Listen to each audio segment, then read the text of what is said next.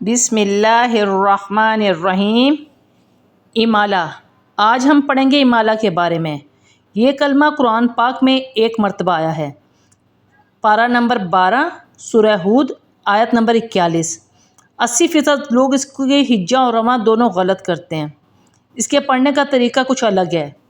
मजरीहा की रॉ को बारीक पढ़ते हुए सवेरे और कतरे की रॉ की तरह पढ़ाएं, यानी मजरेहा। इस तरह पढ़ने को इमाला कहते हैं। ये रॉ खड़ी ज़ेर वाली रॉ इमाला कहलाती है। लोग इसे मजरीहा इस तरह पढ़ते हैं। इसका पढ़ना यह गलत है। इसके पढ़ने का तरीका ये है, मीम जीम ज़बर मज, रॉ इमाला वाली रे, मजरे, हा अलिफ ज़बर हा, मजरेहा। आगे वक्त मजरेहा।